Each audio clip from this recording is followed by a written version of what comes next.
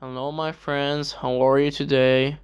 I'm going to tell you a very beautiful story about a saint named King Josiah. He was the son of Amon, the king of Judah, and Jedidah, the daughter of Adiah from Baskat.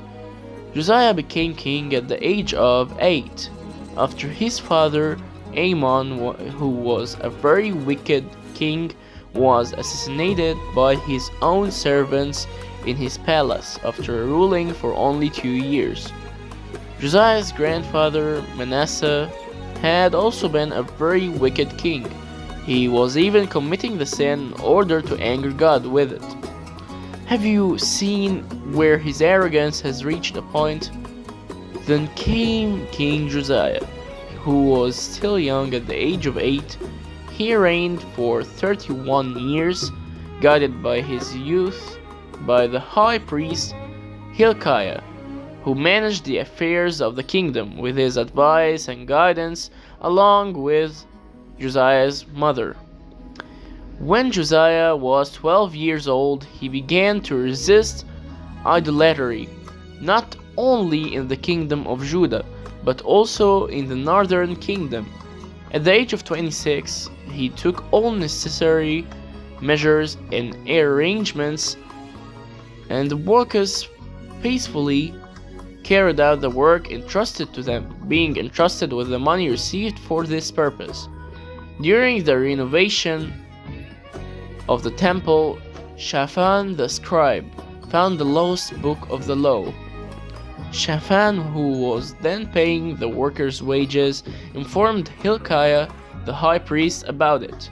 So they brought the book they had found to Josiah and read it before him. The king was deeply moved because the people had strayed far from God's law.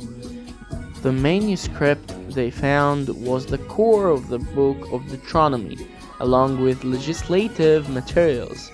It's certain that most of the Holy Scrolls were destroyed or lost during the period of apostasy from God, persecution during the reign of Manasseh. It's likely that the manuscript found was handed over to Hilkiah as a preserved copy of the law in the temple, hidden so it would not be tampered with when the temple was defiled. The reading of the book to the king and the people had a profound impact on their commitment to worship Jehovah alone. They took away the vessels of Baal, Ashtaroth, and the hosts of heaven, which they worshipped, and burned them and scattered their ashes in the water in the Kidron Valley. Josiah removed the high places, broke the statues of Asherah, destroyed the other statues, and demolished the altars of Baal. He initiated a radical religious reform, and his people returned to the ways of the Lord. The leaders of the nation followed suit after the exile according to the covenant that Josiah had established.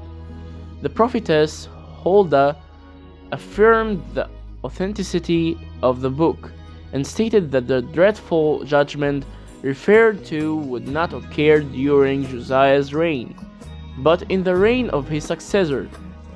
In 809 BC, Pharaoh Necho mobilized his army and advanced to occupy the land of the Euphrates. He captured Gaza and Ascalon, another Palestinian cities.